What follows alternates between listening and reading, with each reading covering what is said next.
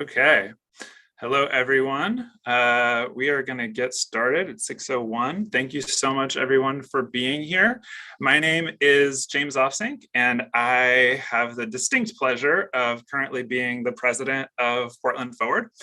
Portland Forward is an intergenerational group of changemakers here in Portland focused on progressive ideas for the future of our city. We like to think about what are the things that we should be doing right now in 2022 that are going to create the city that is just, sustainable, and equitable for all in 2050. We are really excited to be focusing and featuring these candidates tonight at this candidate forum. We know that there's few things that are as important as the officials that we send to represent us in City Hall. And so we're really excited to hear the candidates articulate different visions, maybe even some of the same visions that they have for our city and why they should be sent to City Hall. We are a 501c3, so I should mention that we will not be endorsing. The event is for the purpose of public education. We do not endorse candidates, although we have been honored in the past to work on ideas with people, both elected officials and outside of City Hall. We tonight are really fortunate to be featuring all three offices that will be on your May 2022 ballot. So we're going to start tonight with position 2 for City Council, and we have invited all of the candidates who qualified for our city's small donor elections program. And we are fortunate to have both candidates who qualified here with us tonight, and we'll introduce them in just a second. After we talk to the candidates for position 2, we will then be moving on to Portland City Auditor, and then we'll be finishing the evening with the candidates for City Council position 3.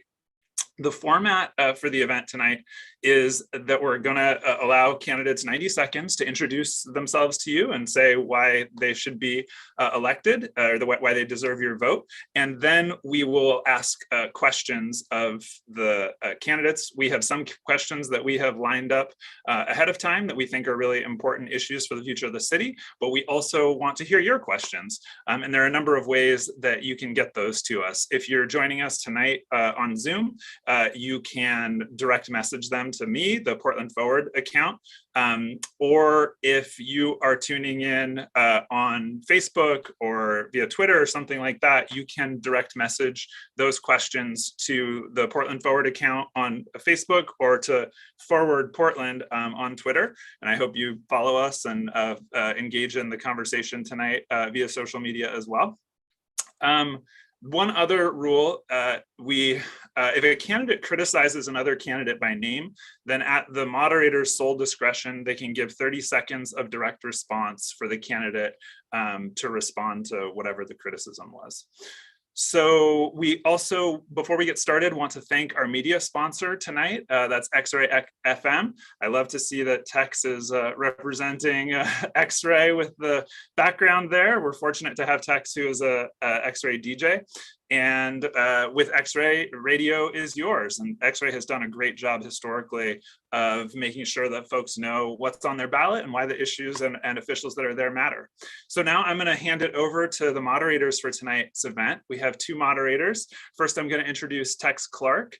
Tex is a Wednesday night DJ on X-Ray FM and the host of the Circa Rad radio show. She's also a career public defender, Northeast Portland Little League coach, and has 2 kids in Portland Public School. So welcome, Tex. We're really delighted to have you here tonight. And our other co-moderator is Lana Hansen. Lana, I'm very fortunate to be able to work with, is the vice president of the board at Portland Forward. And unrelatedly, she is also the vice president of the OHSU Dental Student Government at OHSU, where she's completing her Doctor of Dental Medicine degree. Lana has a passion for figuring out the interworkings of systems so that she can more effectively influence change. So we're really lucky to have both of our moderators, and I'm going to turn it over to you.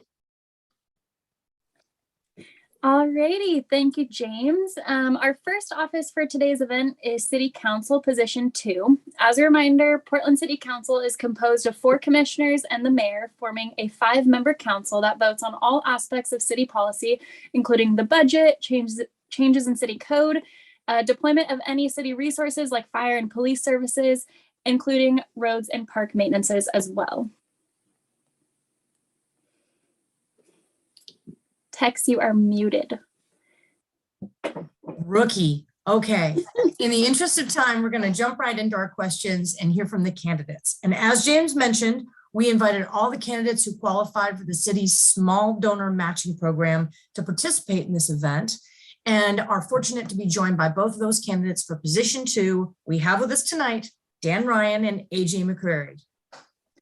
First, candidates will have an opportunity to introduce themselves and tell us about why they're seeking this office. We'll start with Dan Ryan. Candidate Ryan, you have 90 seconds for your introduction. Yes, hello, and thank you for hosting this. And I am City Commissioner Dan Ryan. I was sworn into office in September of 2020. Remember that week when the wildfires were taking place and we all were locked inside? Wasn't that a lovely week? That was my onboarding week at City Hall. And it kind of was like a metaphor for what it was like to be put into office at that time. So I jumped into the deep end. The mayor gave me assignments that are definitely at the top of the list of our city priorities: homelessness, housing, community safety. We're all focused on that, and economic recovery. I have taken on these assignments with a lot of, I think, passion, integrity. I'm not afraid to make tough decisions. I'm not afraid to move action, and I'm not afraid to disrupt the system. And so I had to make a decision last fall if I was ready to do a full term. And I got to a place where, like, absolutely, I just got started. You know what it's like to serve the city of Portland in 2022 now, at a time where it's so complex and everything takes complex problems, take complex solutions.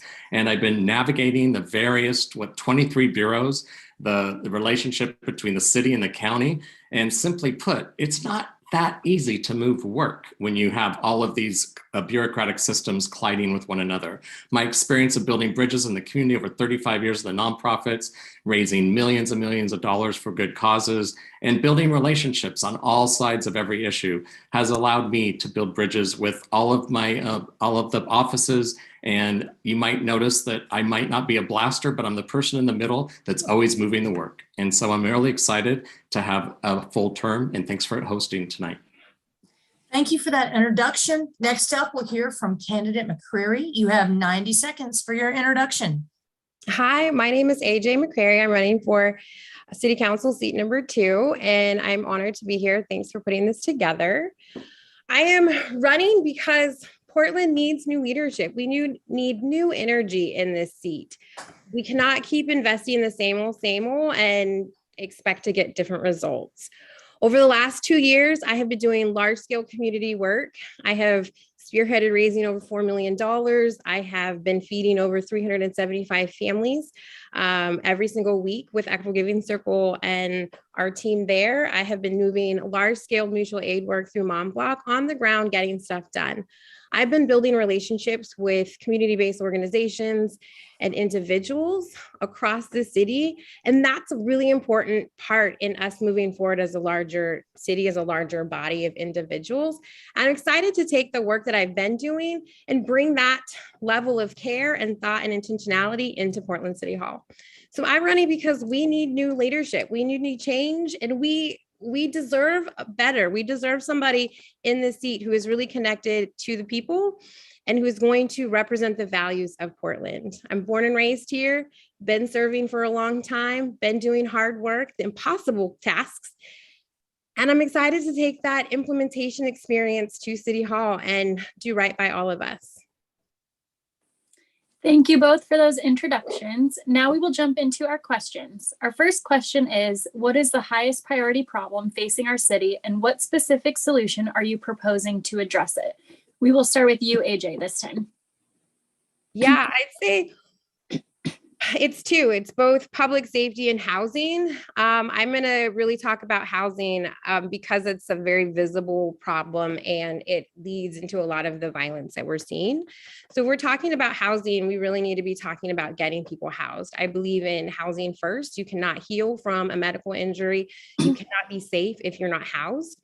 There is a 3,000 challenge, which is really asking, for us to work with many of the many empty units. There's 2 units empty for every one houseless person in our city is to activate those empty units, working with landlords, working with developers, and getting people housed right away. And we're talking about folks that are single parents, elders, not necessarily people with active addiction. We do need to build out programming for services around healthcare, addiction services, and food programs. But it's a way for us to get this issue moving forward rapidly, and Housing First works. So I'm really excited to get working on that and to make some major changes in our city and get people taken care of, because ultimately that's the goal. Thank you. We will now hear from Dan Ryan. Same question. What is the highest priority problem facing our city, and what specific solution are you proposing to address it? It's definitely the continuum from people living on the streets all the way to home ownership. It's a continuum. And when I came in office, I actually made it clear it is a continuum. And the two extreme ends of the continuum is where government has failed us. We don't have on-ramps for people who are chronically homeless to have a successful on-ramp into successful permanent housing. And then at the other end of the continuum, government has not worked with partners to have better on-ramps into home ownership. If we really want to build next generational wealth, especially in our BIPOC communities, it's about entrepreneurship and home ownership. So in this budget, you'll see that I pushed really hard for land banking so we can actually start to do something in regards to home ownership. When it comes to the on-ramps to homelessness, it's really clear to me that I'm a services first person, and we need to start with data and assessments. We have no idea how many people are homeless. We have no idea what their names are and what are their basic needs. And until you have that, it's really difficult to be strategic about where you're going. We know this. We know that if you're a senior and you're on fixed income, you're very vulnerable to homelessness. And therefore, shared housing is a really good opportunity for you. If you're a working class person that's doing essential work in the city, you can't afford to live here. You need to have affordable housing at the 30 to 50% AMI. But if you were on the street like my brother was, who died on our streets with mental health and with substance abuse addictions, you need services before you can be successful in housing. It's time to get honest about our addiction crisis in our city.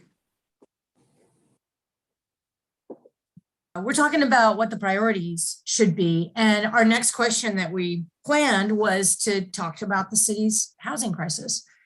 So this may be a bit of a reiteration, Dan, but what 2 steps would you take first to address our housing crisis in the near future? And so we'll start with you. So think the 2 steps that you would think of to address the housing crisis as priorities. I'm sure it's multi-layered and there's many, but this question asks for 2. One reason I want a full term text is because we need to implement the 2 steps that I've been disrupting in the system. The houseless industry has been very negligent in terms of doing data and in terms of doing assessments of who's on the ground. Our contract should be tied, and we should resource those contracts so that we get real-time information. We don't need to wait for a HUD compliance-based system from the federal government to do a point-in-time count. We need to empower ourselves to build those systems ourselves. That's why I secured the contract with Built for Zero so that Multnomah County could catch up with other cities in the country and actually establish this type of a system. And the other is because of my lived experience of losing my brother on the streets in 2013, is that we need to meet people where they are. We need to bring the services to them. And in the Safe for Us villages that are opening, a couple of them opening soon, is we will have people come to them. They have to have a desire to want the services. And when you have connection, when you have community, when you have a 12-step meeting on the site, when you have counselors, a mental health counselors, a behavioral health specialist working with you 24/7, because they will be managed 24/7, you're going to start to see hope. And we're going to assess them over a 6 to 9 month period on mental health, behavioral health, workforce readiness. And then that will be the indicator on when it's time to move into permanent housing and what's the best fit for them in permanent housing. People are not safe on our streets right now. We got to get them safe. And that's why the villages are a right concept. Thank you for your thoughts. We'll now ask the same question to candidate McCreary. AJ, what 2 steps should the city take to address our housing crisis in the near future? Yeah, so I'm grateful for a little more opportunity to talk about this. One step to really lean into is again that 3,000 challenge. And the reason why that is so critical is because we actually do have data on who is houseless. Both Portland State recently put out data, as well as Multnomah County has recently released data about who is houseless and how many folks. And that 3,000 challenge is really going to put a big dent into the data that we do have, which is roughly saying that there's 3,000 people unhoused. We know that's a starting point. There's probably more than that. So leaning into that opportunity of empty units that are already available is going to help us move this conversation forward. I'm also very much into preventative services. We need to be working with community-based organizations to really lean into that community bridge building. If we don't do that, we're going to keep spinning our wheels. We're going to keep going back to the same starting point and not moving this issue any further. And if we really were a progressive city, if we really are saying that we have progressive values, we are absolutely making sure people are housed, that we have healthcare, that we have services, that people are fed, that people have transportation. If we are progressive, if those really are our values, then we should absolutely be seeing results, and we should absolutely be making sure that those are priorities in our policy making. Currently, that's not been happening. And I'm the candidate to help make that happen. Again, with a track record of working with people and bringing people together, I'm excited to work with the over 49, 50 plus organizations behind the 3,000 challenge, as well as continue to take my relationships of community bridge building into City Hall. Now, Thank you. do I get to ask a question, or I just get 30 seconds? Or does this merit? I got confused on the rebuttal part earlier. So the rebuttal is if you're called out by name. Are you? Yes. Yes. All right. Got the rule now. Thanks. Sorry. Okay. No worries. So thank you both for your thoughts on the housing crisis. We could literally spend an entire forum just on this issue. But given the limited time and so many things that city government does, we will now be moving to another topic. However, I would like to take the chance to remind the folks that are tuning in live today to submit your questions to us via direct messaging to the Portland Forward account on Zoom, or by sending a direct message of your question to the Portland Forward Facebook account, or you can tweet your question to Portland Forward on Twitter with the hashtag PDX Candidate Forum. So if you have questions for this forum this evening, please go ahead and utilize those avenues. Our next question for the candidates relates to another crisis our city is facing. If elected, what will you do to combat the climate chaos? We'll start with AJ this time. This is a near and dear topic to my heart. I work with some youth that are very big climate actions. If y'all don't know about Youth versus ODOT, please check them out, as well as Sunrise PDX. Climate actions, the things that we can do in Portland right now is lean into the PCEF, the Portland Clean Energy Policy work. That is a huge opportunity for us to be moving forward, both with projects and the way that we are leading the charge in our city and state and our country around climate action. Also, anti-freeway expansion. I personally live next to the freeway. I live right off of 84.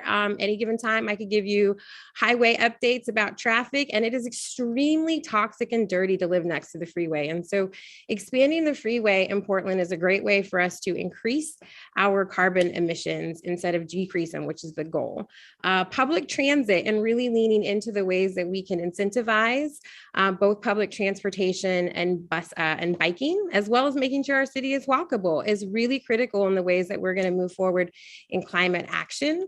I think there's a lot of things that we can do to make sure that we are continuing to clean up our rivers. As somebody who does food justice work and feeds people locally, I'm very in tune with the ways that food justice is also part of these conversations in reducing carbon emissions. And so there's a lot to do. I'm excited to get active on that and to help Portland get back into being a city that champions.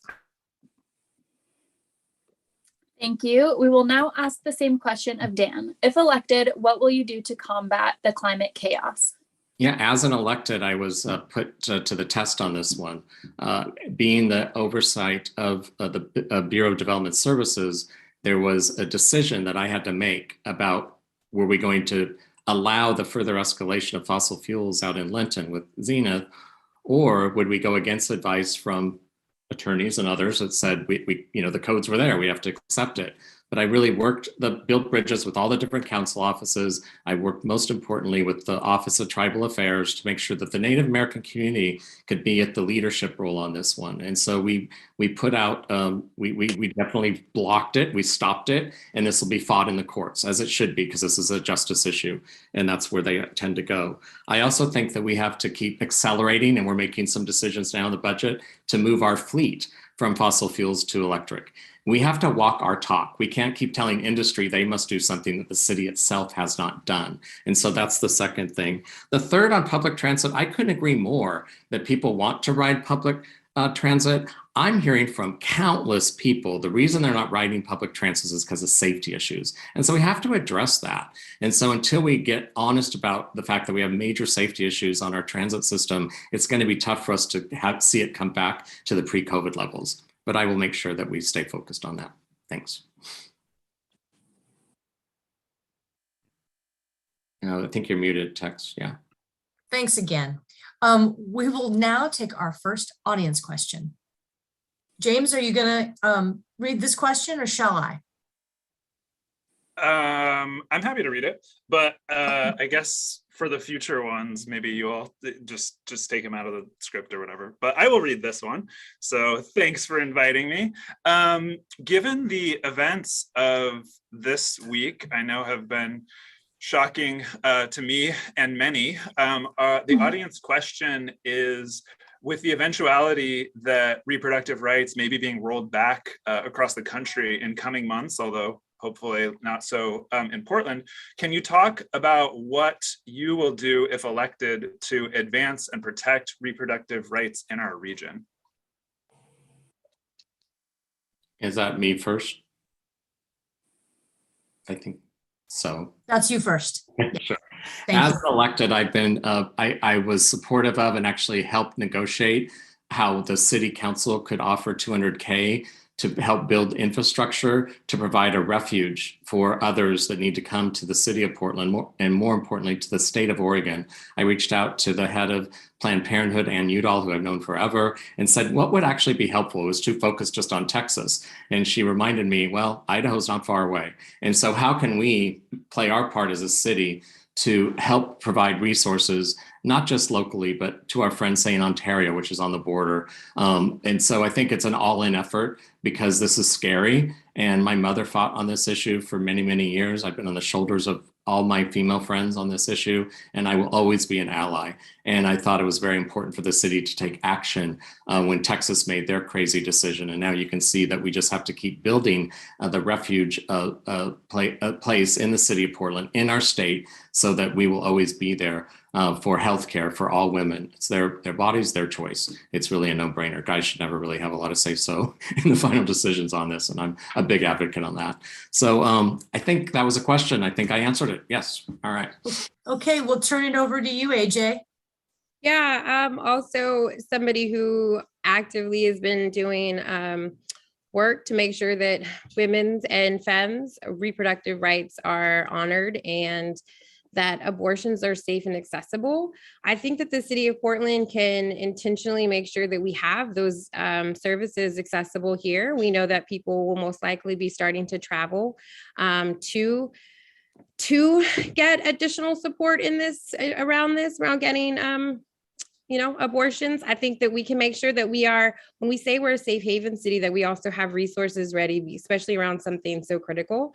I think also we want to say that we are progressive and that we are, really leaning into and championing women's rights. So we're also making sure that we have services for women and moms and families, because when we're talking about abortion or anti-abortion, it oftentimes is left off the table. Okay, well, if people were not, if they had the resource they need, they might be making different choices too. And so we've got to support whole individuals around this topic. So both in access to abortion, as well as services if they don't necessarily want one, but they want to be able to take care of their child. So it's a big conversation. I think that the city can be working with the county and the state, as well as other jurisdictions outside of our little area. And I think that we should be leaders in this. I think we should really hold down the fort when we say that we are a safe haven and progressive place.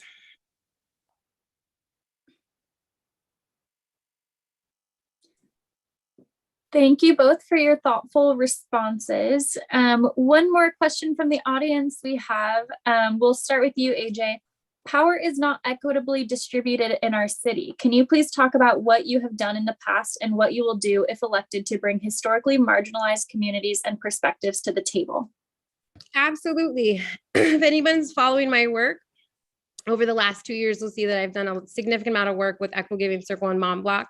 I've spearheaded raising over $4 million, investing that into the community, supporting Black and Brown families and community in general. I'm a very light-skinned Black woman, and so repping for my community is extremely important, and using my privilege is extremely important. It's something that I take very seriously. We have seen amazing results in feeding folks and offering people. We put $200,000 into the community in 3-month rent and mortgage relief grants in 2020. And we've seen a lot of these preventative services have been done wonders for families in support. And it's been great to see the outcomes. I'm doing this work in real time. I'm also on the board of Race Talks, as well as Steps PDX, which is a woman of color owned ballet studio and dance studio. And we are making sure that Black and Brown students are getting access to the arts. Before I was doing this loud community work with Equitable Giving Circle and Mom Block, I was doing art activism and really always championing uplifting my community. It's important to me. It's something that really, it's rooted in my own personal history as well as my value set. And I'm excited to take that in real time to Portland City Hall, because we need people in that space who understand equity, both from a lived experience and who have the track record of moving that work in real time. Thank you, AJ. So now same question to you, Dan Ryan. Power is not equitably distributed in our city. Can you please talk about what you have done in the past and what you will do if elected to bring historically marginalized communities and perspectives to the table? Absolutely. In 2008, the big issue that I was a leader on was the fact that we had a graduation rate crisis in our city. And it was most obvious when you looked at the Native American and African American and Latino numbers. And so we made that clear. We focused on it at all hands raised. We made equity by race the #1 priority. That was pretty big in 2010. We brought a great coalition from the public, private, nonprofit sector together, and we saw acceleration of graduation rates, especially with our Black and Brown students during that time, because we were focused on it. And we got it out of just PPS and we focused on the entire county. So for me, it's always been about going upstream and making sure that people are ready to engage in career. And so we focused on graduation rates and then getting them into the trades, getting people into college, and not just going to college to go into debt and leave after a year or two. We held the higher education people at the table to the truth. And we said, we need to focus on graduation rates at college as well. Because for me, it's always going to be about building more entrepreneurs, building more small businesses, building more home ownership in our Black and Brown communities. And so in this role, at this time, that's the lever that I'm focused on. I always put equity first. I love the fact that we have to build more resources. And for me, it's all about the long-term capital. That's why my advisory board has 5 of the 10 people are people of color who are focused as entrepreneurs. So here's another audience question. Partnership building is important. AJ, can you talk about what you have done to make effective partnerships and grow the effectiveness of those outside of City Hall? Yeah, I have partnerships with different farmers, with the Oregon Food Bank, with different nonprofits across the city, from Black Parent Initiative to Forward Together to Black Community of Portland, Apano, Latino Network. I have been making connections even before my work with Equitable Giving Circle. Really, that's relationship building and uplifting other folks in real time. I'm always excited to do that. And the fact that I already have a lot of relationships with so many community-based organizations will benefit this role, as well as the city as a whole. It's important that when we're talking about relationship building, it's something that's both ongoing and genuine. And I have those genuine connections, and it's from building with people in real time. So I'm excited to take those relationships to that space, because we know that for us as a city to move forward and to implement a lot of these policies, a lot of these projects, we need those community-based relationships, because the community-based organizations are the folks that have the relationships with the individuals. And currently Portland City Hall, our local government, does not. And so having somebody who already has that track record, who already is doing that work, is going to be critical in the ways that we move forward as a larger group. And so I'm excited to be that person and do that work and take those connections that I already have, as well as building more. I'm a bridge builder. I am a community outreach person. I'm a marketing person. I am an individual who likes to connect with people. And so that's something that we need in that space. And how about you, Dan? Partnership building. Can you talk about what you've done to make effective partnerships and grow the effectiveness of those outside of City Hall? Absolutely. All hands raised as CEO, I was called the chief cat herder because we brought together so many people to the table that don't usually sit at the table together. That's called real bridge building. You got to make sure that you have people that aren't always from the same sector, don't always have the same ideology, but you can get them to focus on the same goal. Everyone wants a prosperous Portland. And so you need to get them at the table, focus on what the goals are, know that that's what really matters, and let the tension be in the room. That's good. And then meet on the edges and move work. But we do too much separation of our communities, and we only listen to one community's point of view, and then we try to bully that one into everyone else. That's an old way of thinking. And so I've been doing inclusive collective impact work for a couple decades now, and I brought that to City Hall. When I first started, I noticed that the bureaus weren't talking to each other about homelessness. And I noticed that in my onboarding. So I built the internal task force for Streets to Stability. And that's the only reason why we've been able to get anything moving at the city at this time. Why we have 23 bureaus is beyond me, but we do. And so we got to figure out how to keep doing bridge building internally and externally. I also made sure that we got community investments when it comes to the gun violence situation. I've had a chance to be on those ride-alongs, and I've really become close with communities that I didn't know in this job now, because I'm now connecting with people on the ground that are working with the communities that are most impacted by gun violence. And it's really been heart-wrenching, and I know those investments must continue, and they will under my leadership. Thank you both for your thoughtful responses. Our next question will start with you, Dan. The question is, as we return to some normalcy following the pandemic, what approaches will you take to improve the vitality of our city, especially the urban core?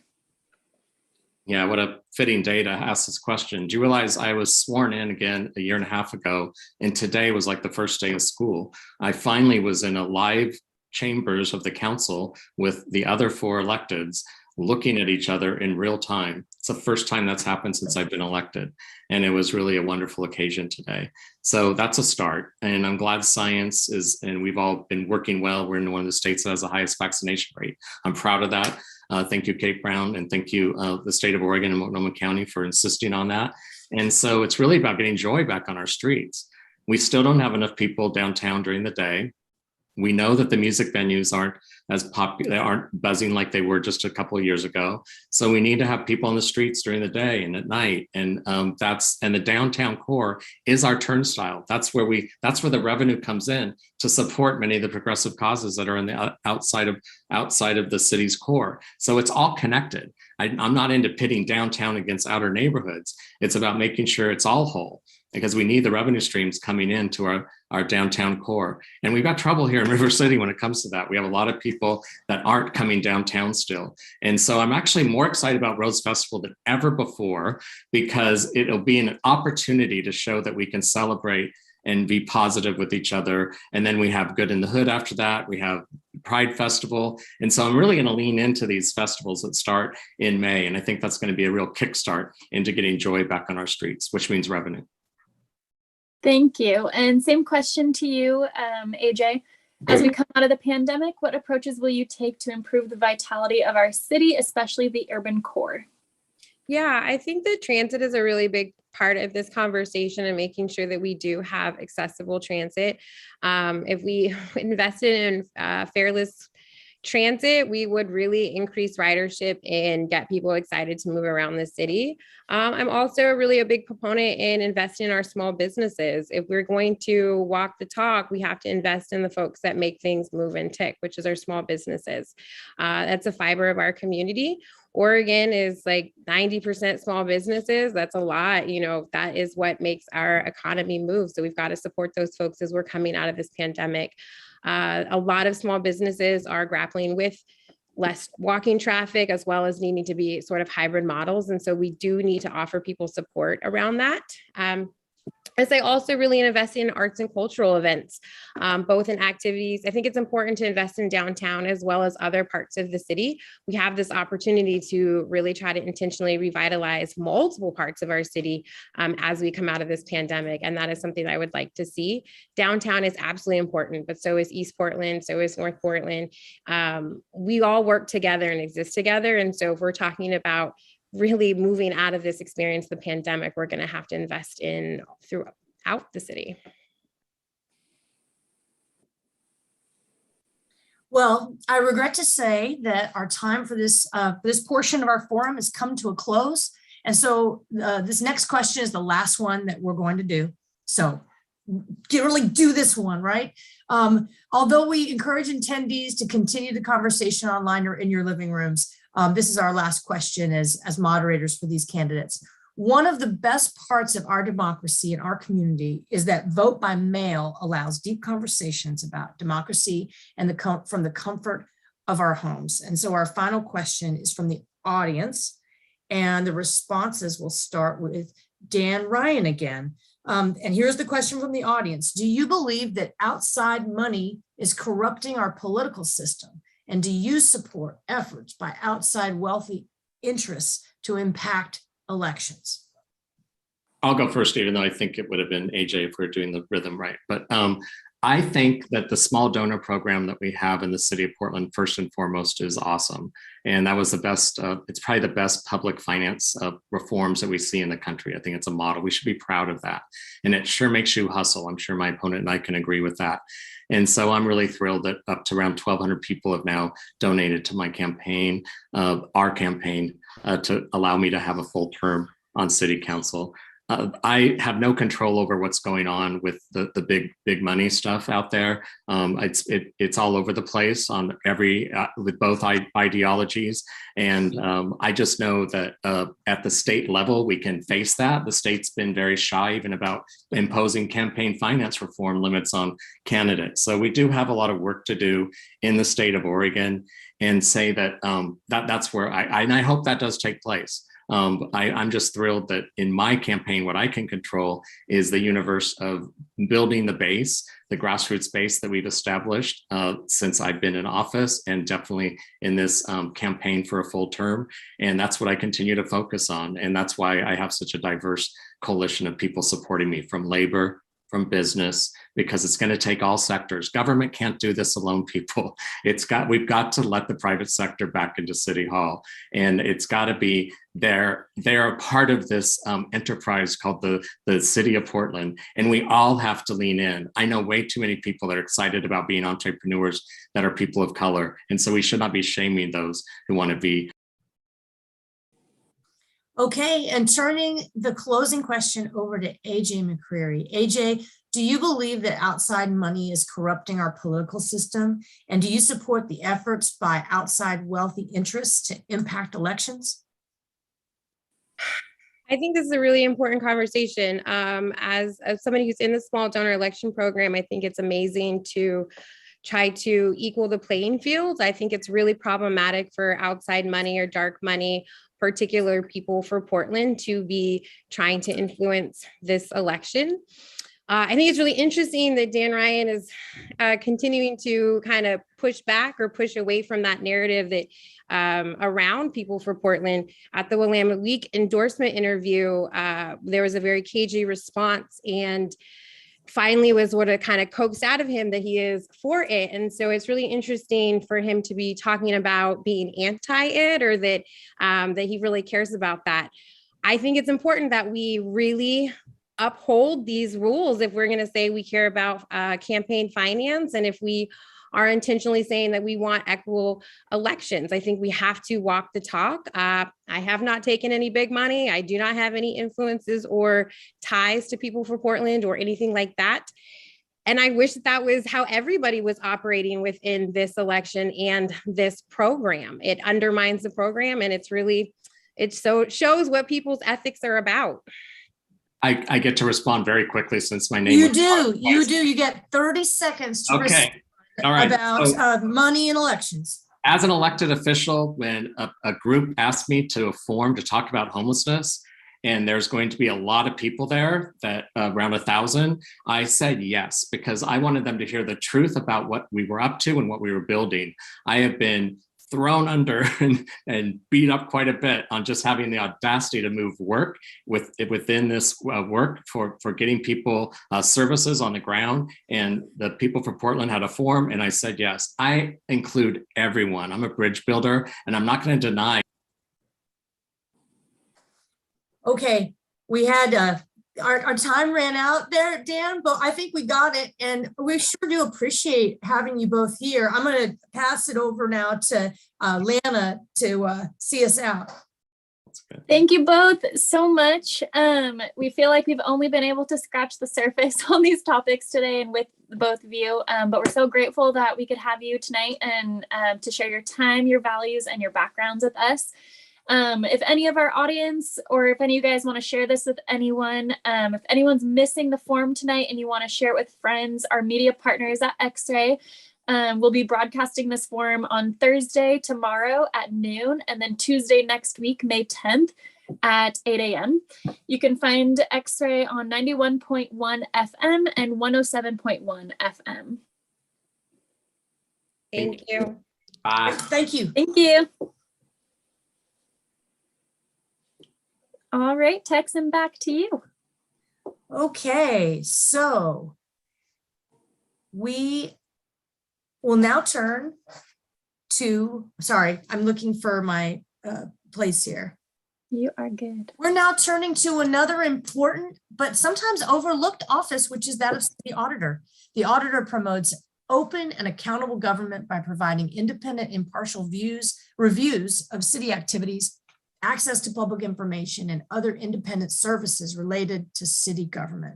And we're fortunate to have both candidates for the auditor position with us today, Simone Reed and Brian Setzler. So in the interest of time, we're going to get that started. The candidates will have 90 seconds apiece to introduce themselves and tell about why they are seeking this office. And we will start with candidate Reed. My last name is Ready, as in Oh. ready to go. I've read your name so many times, but I hadn't said it out loud. So That's okay. guys. My name's Simone Ready. Just to give you a little bit of my background, I was born in Salem and raised in Portland. I grew up and I currently live in Northeast, and I'm a graduate of Portland Public Schools. I have a master's degree in public policy and a bachelor's degree in urban studies. And I'm running for city auditor because Portlanders have questions and they deserve answers about how their government is working. I've been spending my entire career asking and answering questions of public interest, and we are all aware that Portlanders are unhappy with the current conditions in our city regarding homelessness and public safety, as well as equity. As you mentioned, the auditor's office is uniquely positioned to make city government more open and accountable to the public. And I believe that my experience and values and the breadth of community support that I bring to this office show that I am ready to lead. I deserve your vote because I've been serving our city throughout my life as an artist and an advocate, as well as an auditor.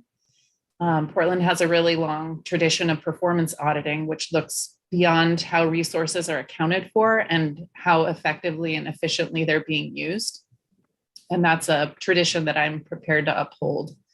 I have nearly a decade of performance audit experience. And before I became an auditor, I worked with hundreds of youth in Portland area schools to prepare for life after high school. I'm happy to hear your questions. Okay, well, thank you. We're going to turn it over to candidate Setzler for your introduction for 90 seconds. Thank you so much. And I hope, can you hear me okay? Yes, sir. Great. I had to jump on a different computer because all of a sudden I'm having technical difficulties on mine. So I got in this race because I know Portland's on the wrong track, and I think we all understand that. I've lived in Portland for 30 years. I'm a CPA, and I'm looking to bring my experience, my expertise, and my values and my commitment to Portland to help get us back on track. We need to address critical issues like homelessness, affordability, and public safety. And I'm looking to bring an outside perspective to City Hall. I think government, it's been, whatever we're doing, things are broken. And I'm looking to come in as an outside person, not looking to blow up the office, but to come in and bring an outside independent perspective to this office. I've been an Oregon certified public accountant for 30 years. I have audit experience both in government, in private industry, and as an outside financial auditor. I have business experience. I'm a small business owner. I started a B Corp, the first certified B Corp CPA firm in the world. I am on the board of KBOO Community Radio, also on the board of Livelihood Northwest, an economic development organization. And I have an MBA in sustainable business, and I'm looking to come to this office and to see what the hell's going on so we can get back on track and do a better job. Thank you both. We'll now dive into our questions. And again, for audience members tuning in live tonight, you can submit your questions by direct messaging Portland Forward account on Zoom or by messaging Portland Forward on Twitter or Facebook. Our first question tonight for Auditor Office will be, we'll start with you, Brian. You'll have 90 seconds to respond. How will you approach selecting the programs and functions to audit? That's a great question, and that comes up a lot. And one of the things that when I first got into this race that I heard from both labor and business was that it was kind of, they didn't really understand what criteria were being used. And one of the things I want to do is make the criteria transparent by using what's called a decision matrix. And that's how you lay out the criteria of the audits you choose, the weighting, so that what we're doing is really public and people understand why we've chosen what we've chosen. It helps bring credibility and accountability to what we're doing. And it also shows what we're targeting and we're focused on. And we need to make sure we're hitting the right programs.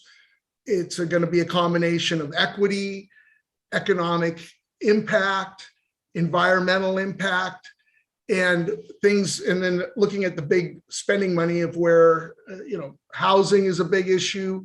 Obviously, like I said before, public safety and affordability, and making sure that we're spending money and getting the bang for our buck, that we're getting a bang for our buck. In places that aren't working, we spend less on. In places that are working, we do more of that. Thank you. And now the same question to you, Simone. How will you approach selecting the programs and functions to audit? So my approach would be very data-driven, and it would be comprehensive in that it would consider financial risks as well as risks to human health and safety. I also plan to create room for the public to provide input on the annual audit schedule. Brian's correct in sharing that we could walk the talk a little bit better when it comes to being transparent about audit topic selection. Right now, the city publishes, or the auditor publishes, an annual schedule of audits. That's something that I would continue to do, but I'd also want to shed more light on how it is that how the public can have more of a voice in the process. And understand what goes into our decisions in terms of choosing areas to audit.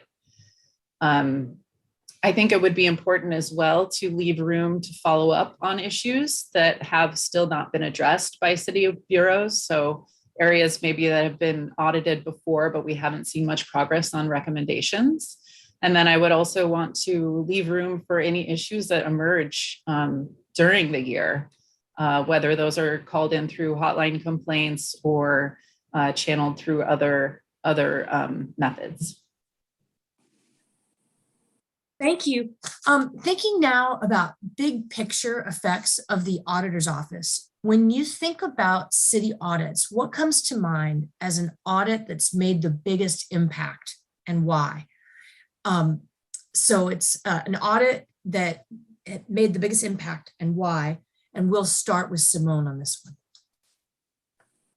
Well, I think the one that comes to mind is one of equity and contracting that was released, I want to say in the last year or two, that found that the process of equitable contracting, meaning providing opportunities for women and minority-owned businesses to succeed in public contracting, was subject to gamesmanship and other forms of corruption.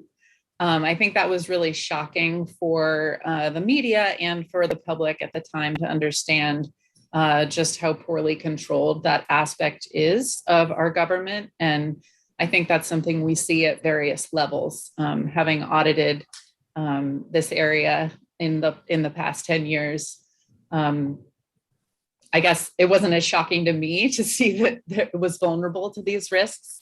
But I think the public was really surprised at how economic opportunity was not equitable for Portlanders when it comes to participating in contracts. I think that answers your question. It does. Thank you.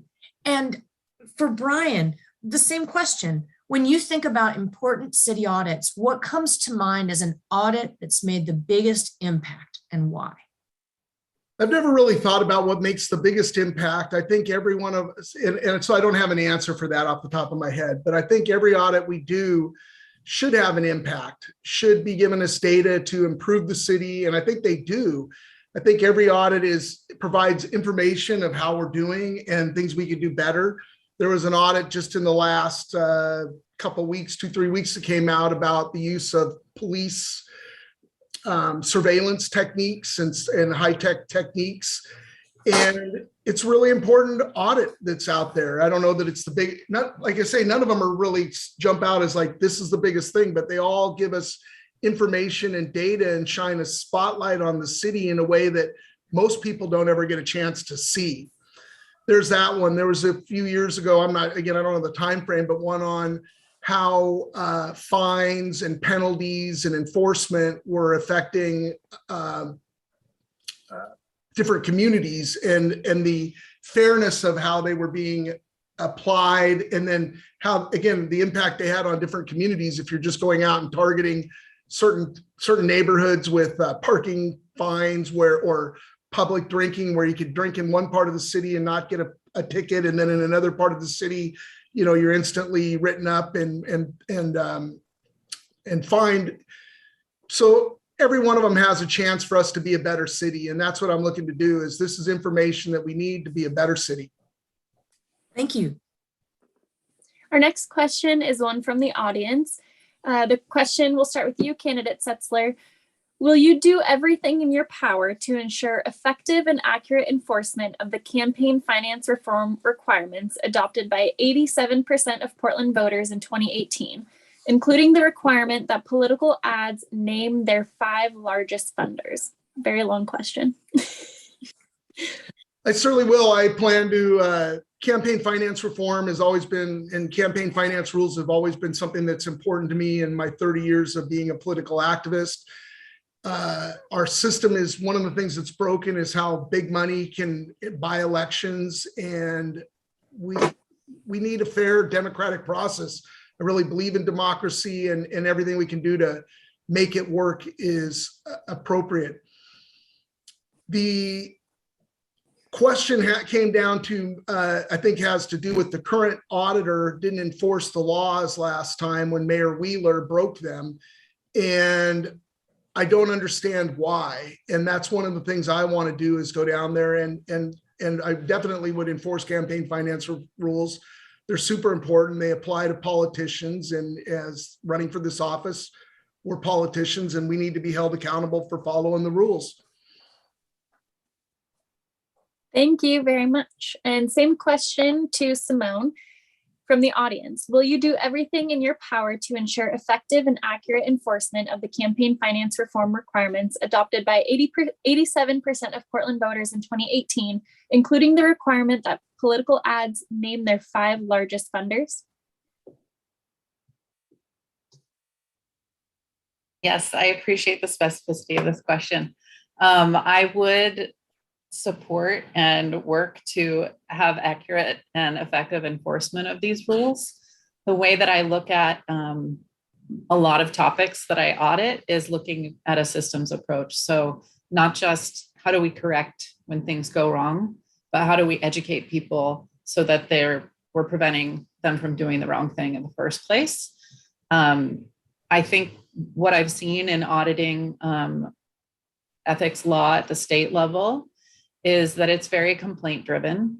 So I think we need to move upstream from that approach and really encourage ways, to help people learn about what the rules are so they can follow them better or have a better chance of following them.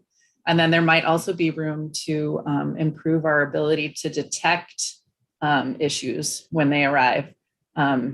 My imagination goes wild when I think about how could we detect, maybe through the use of technology, cases where the rules are not being complied with when it comes to disclosure of top 5 funders. Maybe there's a way to involve the public, to get them engaged in terms of detecting when the rules are being broken. So I take a more holistic approach. Thank you both. Well, let's change gears and talk some about government accountability. This is a question about follow through. And we'll start with Simone. What steps do you see your office taking to encourage the city to follow through on the recommendations and findings in your audits? I think, one important thing to clarify about the auditor's office and the limits of the authority is that we don't have enforcement authority when it comes to our recommendations. Our recommendations are based on the evidence that we review, and they're really considered our best options that we're putting forth to management in terms of solving a problem that we've identified. We can use tools like follow-ups. We can use the media, and we can also use community engagement to help apply pressure to government to actually follow through on recommended actions. We can also publicize or monitor the progress that the city is making in terms of implementing those recommendations. So one way that the city is currently doing that at the auditor's office is having a dashboard that's interactive. And it's really intended to help residents understand where have recommendations been issued, where are they outstanding, are we seeing years and years after of not implementing? And that would be, again, another input I would use into building the audit schedule is, if we see an agency not implementing within the specified time period repeatedly, that would definitely be a reason to prioritize that area for future audits. Thank you. And then we'll ask the same question of you, Brian. What steps do you see your office taking as auditor to encourage the city to follow through on recommendations and findings in your audits? Great question. One of the things is I've gone back and looked at some of the audits that have been done in the past. I was surprised to see something that would be like audited in 2002 and have recommendations and then audit again in 2009 and the same recommendations, same problems, and again in 2017 or 2018 or whatever. So it's really important that the recommendations get implemented. And again, we don't have any power to say, oh, you have to do ours, but if the problem's persisting, what has management been doing? And Edward Deming, who is one of the giants in management processes, continuous improvement, talks about plan, do, check, act. And the planning is what the city council and the mayor do. The doing is what the bureaus do. The checking is what we as auditors do. And the act is the follow-up and improvement after the checking. Have we been achieving what we said? Yes or no? Then we need to alter the course of what we're doing. And it just hasn't, frankly, been happening. And as Simone said, she had some good ideas there, dashboards, public pressure to implement things.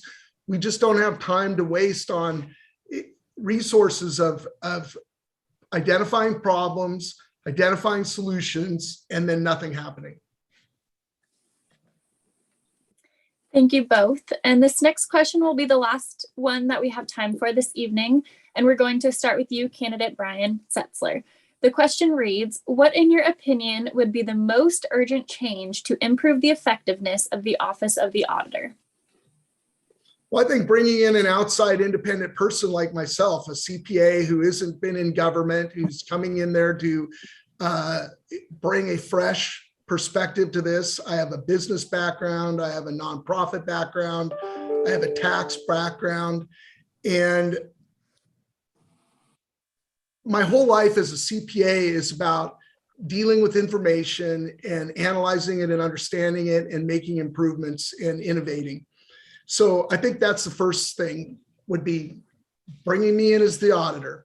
The second thing is, as I said, is implementing that plan, do, check, act better, so that we are, one, whatever we're checking, we're coming up with new criteria, checking things that maybe haven't been looked at before, focusing on what we're looking at that's important, and then making sure that things are getting implemented. We just don't have time in this environment with the problems we face, affordability, houselessness, public safety, climate change, to waste time not making progress on those. And when I say the city's broken and we're off, it's not broken, but on the wrong track, we've just been spending a lot of time not solving those problems. So I'd ask for your vote in this election. I appreciate the forum that we've had, and I always appreciate Simone being here.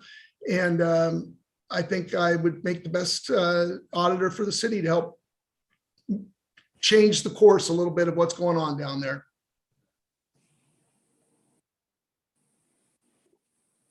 Thank you, Brian. And we have the same final question to you, Simone. What, in your opinion, would be the most urgent change to improve the effectiveness of the Office of the Auditor? That's a great question. I think one of the most impactful changes that I would implement as elected auditor is building effective working relationships with other city officials. The current auditor has had a very strained relationship with council, to the point where performance audits are no longer being presented at public meetings. To me, that is a loss of transparency, and it's a loss of the pressure that we were talking about. If the public can't know what's not working, then how are we going to engage everyone in fixing the problem? I think I have a good track record of building relationships, both with members of the public and managers of audited programs, as well as folks that are charged with governance in terms of overseeing that programs. And so, or overseeing those programs. So that is a strength that I would bring to this office. And I would also bring my strong commitment to public service. And that means prioritizing the needs of our residents over my own personal issues or interests. Thank you. Well, thank you both. And that's a wrap on the Office of the Auditor. Thank you, Simone Reddy and Brian Setzler, for joining us. If you missed any of this candidate forum for Portland Auditor, we want to share what you heard with friends. Our media partners at X-Ray FM will be broadcasting this forum on Thursday, tomorrow at noon, and Tuesday next week at 8 a.m. You can find X-Ray at 91.1 FM and 107.1 FM. We're now going to be moving on to the final portion of tonight's event. Thank you. Next up, we'll be hearing from candidates for City Council Position 3. Remember, Portland City Council is composed of 4 commissioners and the mayor, forming a 5-member council that votes on all aspects of city policy, including the budget, changes to city code, and deployment of city resources, including fire and police services, and roads and park maintenance.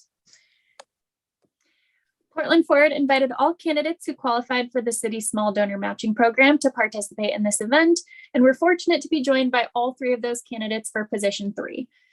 Tonight we have Joanne Hardesty. Vadim, could you tell me how to pronounce your last name?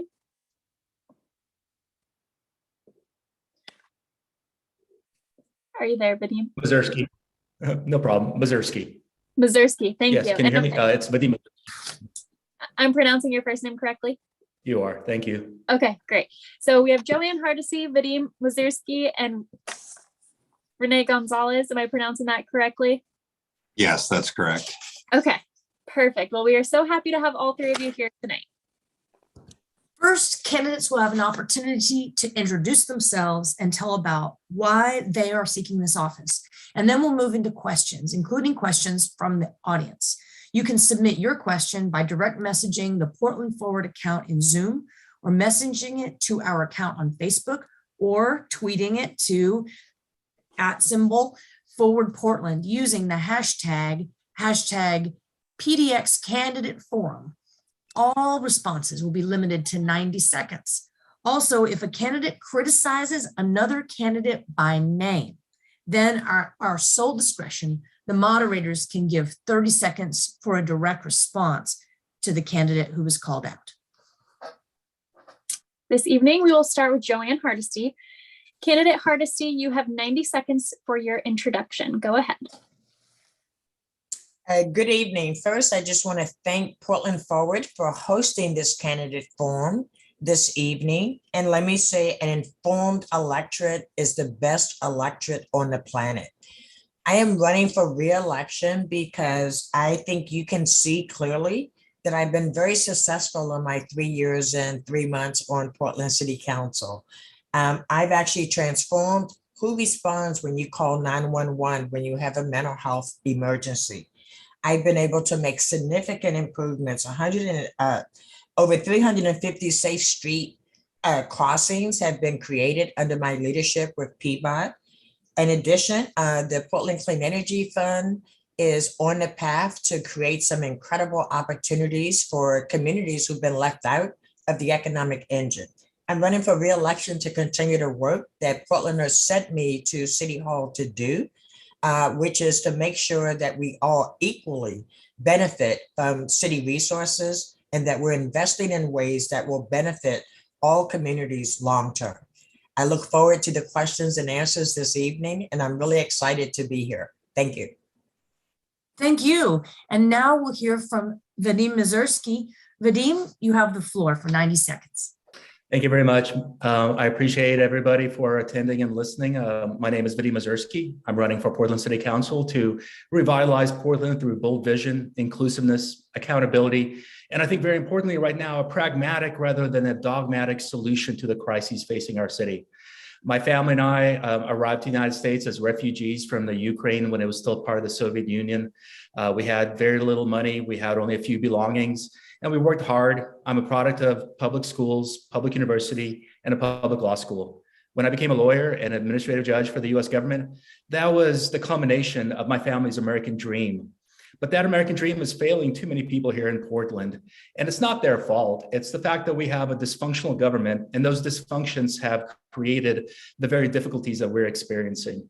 And so I'm running to end that divisiveness and that dysfunctionality, to bring communities together to address the problems that we're facing together. And we will be able to do that. Part of that is policies matter. I believe that our city council has wavered in different policies that have caused harm to our communities. We have a police oversight board that was voted by 82% of the communities to oversee the police, but 16 months later, it's still not available. We have Portland Street Response, which I think is wonderful, but with a $5 million salary, we only had one van that rolled out, and 2 years later, now it's expanded to the city. Firm backer of it, but again, the policies are lacking. Homeless policies are also wavering between the city, the county. Well, that's what happens if you run over on the little clock there. But thank you very much for your introductory remarks. And now we have candidate Renee Gonzalez. The floor is yours for your introduction. Thank you. Thanks so much. Again, my name is Renee Gonzalez, and I'm running to address the crisis in livability the city's facing today. By way of background, I'm a multicultural small business owner, raising 3 children in the city of Portland, all born and raised here. I'm a 5th-generation Portlander. I have a history of community building in youth sports and young people's activities, as well as leadership and financial stewardship in both the for-profit and nonprofit world. More recently, I led the successful reopening schools efforts city and statewide, as well as reestablishing sports and arts for children in the city and state. My campaign is financed entirely through the small donor program, and my candidacy is endorsed by the Oregonian editorial board. With respect to our two biggest challenges in livability, crime and homelessness, with respect to crime, we need to assure adequate funding of our police department, as well as to assure that we build a 21st century police department with all the technology that is available today. And we need to end the defund police rhetoric that comes out of City Hall and many parts of social media and the press. With respect to the homeless problem we face today, really at historic levels, we need to assure adequate build of shelter in the city, address the underlying issues of addiction and mental illness, and end the culture of enablement that has permeated the city of Portland with respect to drug abuse. Last but not least, the pandemic is a real crisis for the city and for Western cities as a whole, but we have a unique opportunity to define what livability means as we emerge. Oh, that happened. Okay. Layla, it's yours. Thank you. And thank you all for your introductions. We will now move into questions and we will give each candidate a chance to respond to each question. The first question, which will be to you, Vadim, to start addressing our city's housing crisis. What is working in other cities? Are there innovative solutions that Portland should be utilizing? Yes, there are innovative solutions that we should be utilizing. Part of it is building denseness around public transportation areas, incentivizing the most amount of spaces, the most amount of either condos or apartments or buildings in a small area, so that when builders are able to accomplish those goals, they can get either a tax break or other incentives, building higher perhaps in order to achieve those. And we need to build, once again, around public transportation areas so that people will not need to drive their cars, will not need to burn diesel gases or gases and increase the global warming, and also save money so that individuals will be able to use public transportation to get to work and get around city. That is something that we're not doing right now. In many ways, we're disincentivizing it, making it too expensive for people to build. What we're seeing instead is there's not enough building permits in the pipeline. And what I'm hearing is 5 years down the road, we're going to run into another housing crisis. So we need to work together, work with developers, work with the city, work with housing advocates to come up with a solution to increase that building. Also for the small housing units, we're losing a lot of those because people cannot afford anymore to rent out their duplexes or triplexes. They're selling it to Californians and they're buying and making them into single houses. We need to make sure people can build those small individual houses and rent their houses out to the communities. 90 seconds. Thank you. And we'll pose that same question to you, Renee. With respect to addressing our housing crisis, what is working in other cities? Are there innovative solutions that Portland should be utilizing? Yeah, first and foremost, the city has adopted, and really the county have adopted, a housing first approach, which has been rejected in cities across the East Coast. They similarly face homeless challenges, but they do a much better job of addressing the problem of shelter. So I think fundamentally we need to rethink. We need to be shelter first, housing contingent. That means allocating the discretionary public dollars towards shelter as soon as possible, number one priority. In terms of medium terms affordability, there are a number of drivers in the city of Portland, well-intentioned initiatives that have had some real downsides. Inclusionary zoning, which was adopted a number of years ago, that's led to dramatically unappealing investment opportunities for developers. That means where people simply aren't building enough multifamily units in the city. We need to reshape the combination of sticks and carrots for developers there. And then second, some of the tenant protections we've adopted in recent years, again, while well-intentioned, have driven small landlords out of the market in the city of Portland. We need to take a real hard look at those, whether they're properly incentivizing being a landlord in the city of Portland. Finally, we have to compress the permitting process in the city of Portland. We take way too long, particularly compared to some of our neighbors, and we need to add some predictability to that process. Thank you. Thank you. And we will now ask candidate Hardesty for your thoughts on that same question. So what is working in other cities, and are there innovative solutions that Portland should be utilizing? Some cities are doing a better job than the city of Portland. For example, even Vancouver is doing a better job of actually creating small self-managed villages. Portland pioneered it. But for some reason, we think that having a nonprofit run a shelter is the only option that we have today. So the first thing is it costs too darn much to live in the city of Portland, where the median family income today is $96,900 for a family of 4. If you think about teachers and cafeteria workers and barkeeps and all the other people who work for a living, they cannot afford to live in the city of Portland. So we should be land banking. We should be buying apartment complexes. We should be making sure that we have housing that will permanently be available at 60% below the median family income. We also have to do that for small business owners, as we're pricing small businesses out of the city of Portland as well. And so we cannot afford to have a city where only the wealthy get to enjoy the riches and then poor people are bused in to service them. So we have to make sure that the land we own, we keep, and then we limit development to a certain ratio. People come all the time with affordable housing proposals with inclusionary zoning at 80%, $70,000 you need to afford that quote unquote affordable unit. Thank you. Well, we're now going to turn our attention to climate change, an existential threat to our civilization and our species. And we'll start with candidate Gonzalez on this one. And the specific question is this: what specific actions will you take in your first 2 years to combat climate change at the city level? Yeah, so some very specific ones. The clean energy program, off to a rough start in the city of Portland. But I think we can recalibrate and really focus the attention on building, one, our tree canopy, great for carbon absorption, as well as cooling some of our east side neighborhoods. And then two, we've had a great history of building bike paths and parks where people want to walk, and encourage taking public transit.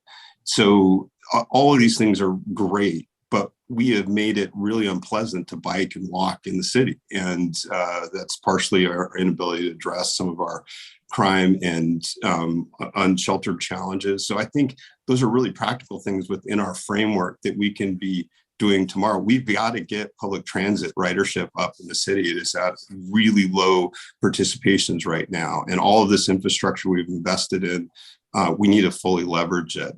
So I'd start with those. One last piece: we have incredibly low wholesale energy prices in the city of Portland and Multnomah County. That's a real opportunity to push EV adoption in the city. We're uniquely positioned to leverage that. So we should be doubling down there. Thank you very much. Thank you. And so, candidate Hardesty, we now pose that question to you. What specific actions would you take in the next 2 years to combat climate change from the city level? Well, one of the things I've already done is expand e-bikes to all parts of the city of Portland, where before it was only in areas where the infrastructure was excellent. In addition to that, I am on the I-5 Bridge project, the Rose Quarter project, and 82nd Avenue. And I plan to make 82nd Avenue a model for how you engage community at the front end of a major transportation project. That's our last opportunity in the city of Portland to do a big vision about how you create multimodal transit options and how you reduce the economic impact on folks who've been pushed out to the edges of the city.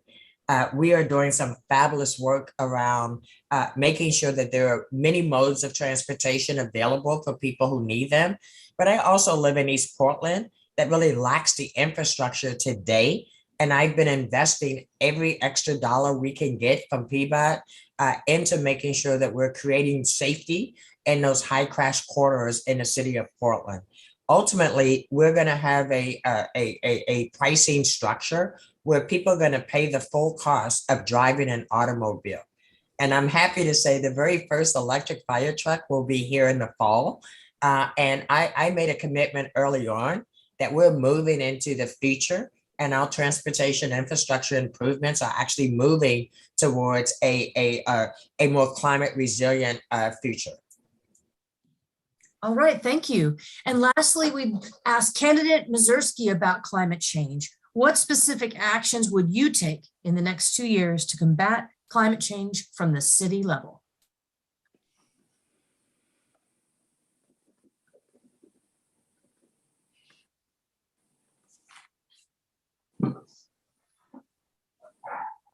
think we have a little, And Portland is again failing There we to are. succeed. And so we need to incentivize, make sure that we are actually meeting the 2030 and 2050 climate action goals.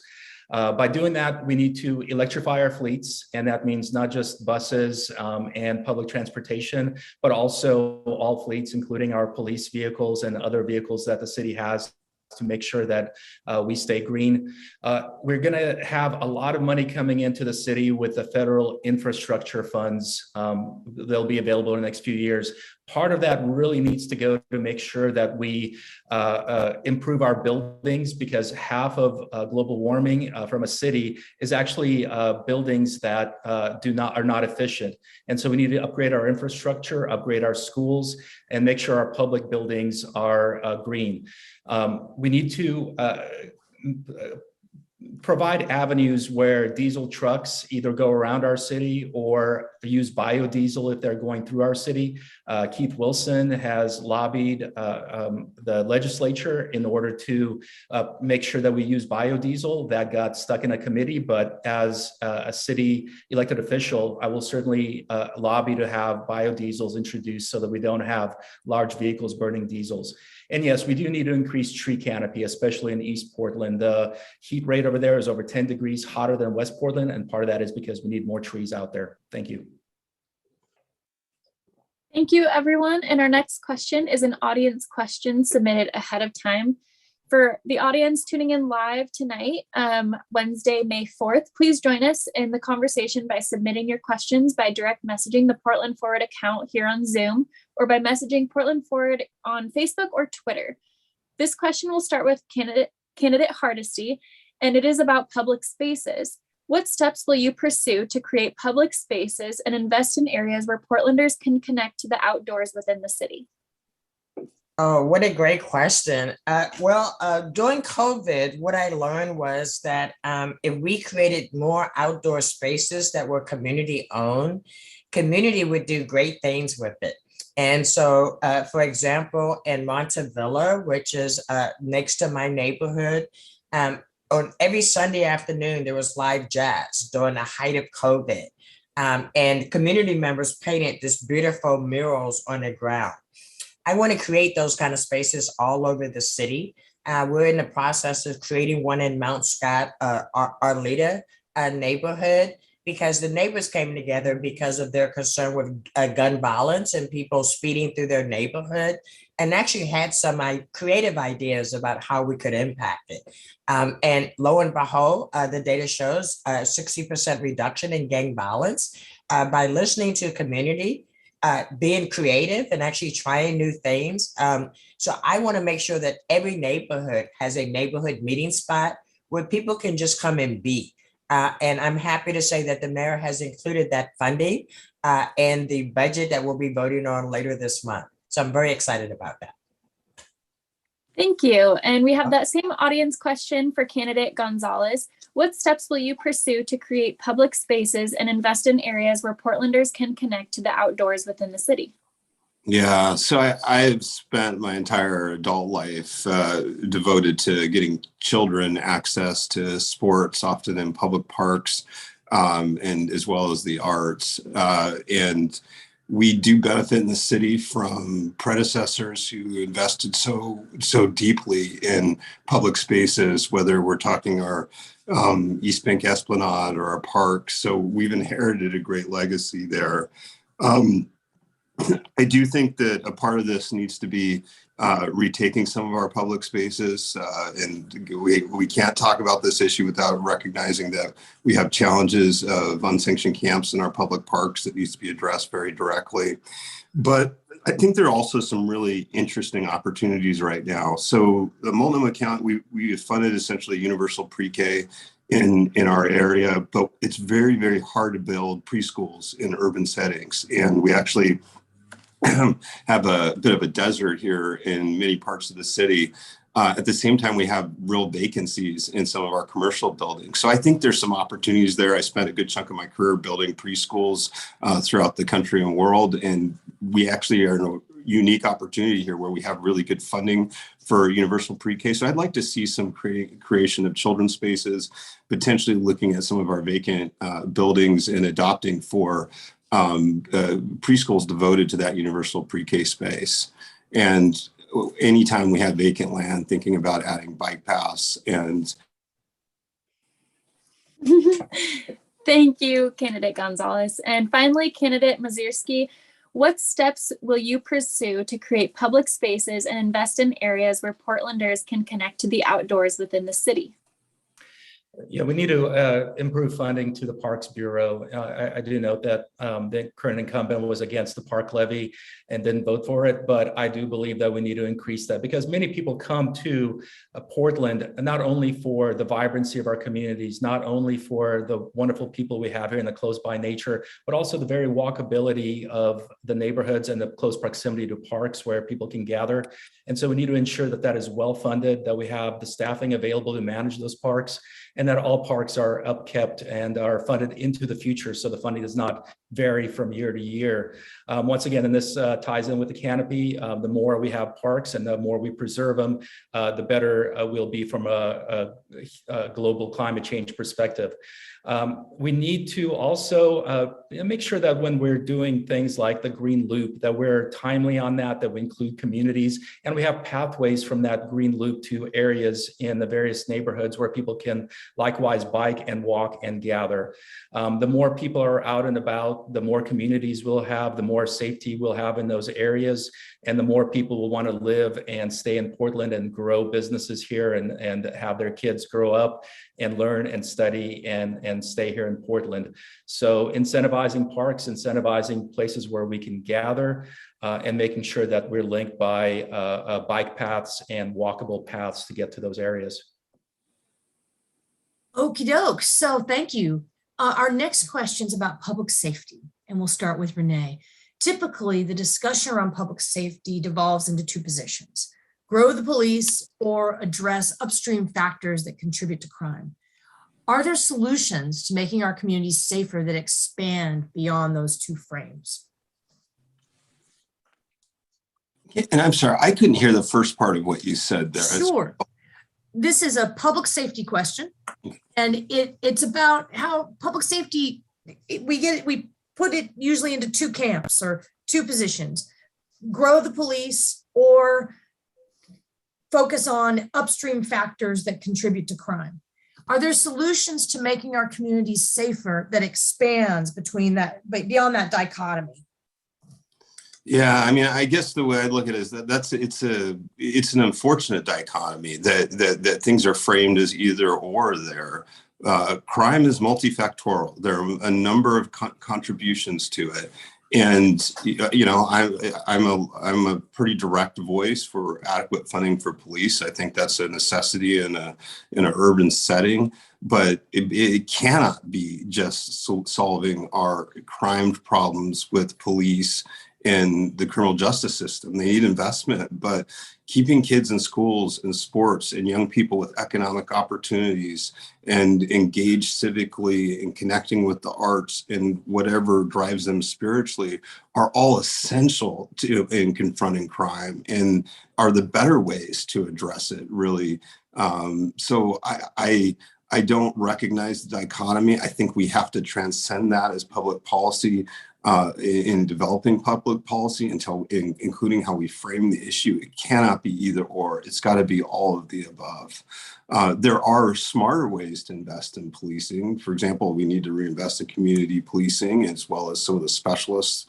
But I reject the dichotomy fundamentally. Thank you. Okay, and this now is the question for Vadim. Are there solutions to making our communities safer that go beyond grow the police or address upstream circumstances? There most certainly are. It's not an either or scenario. I know some people paint it that way, but as a community, we can come together and work together to address the crime problems. Certainly we need to assure that when there's somebody that's being victimized and they call 911, there's a quick response to that call. Too many people I speak with say that they've had to wait on hold. And certainly we read about that in the news. So we need to make sure that there's an adequate way to get policing out to people quick when they're in trouble. But we also have to address the root factors. One of the plans that I have is to make sure that there's pathways for young adults to have internships, apprenticeships, both with the city and the private sector, so that they do not choose a life of crime.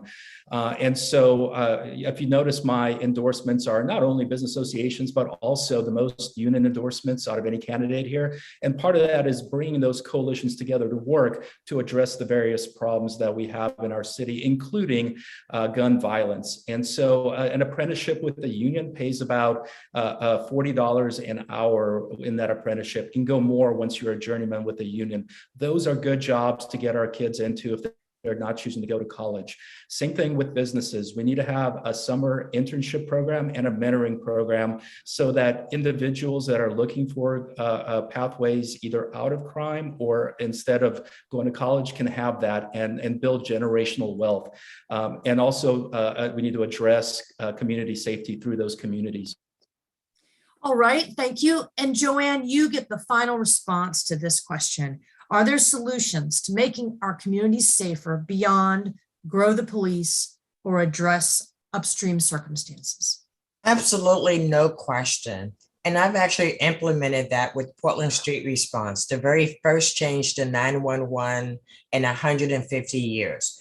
When someone's suffering from a mental health or a emotional health issue, they should not fear whether they're going to die because someone called 911 for their help.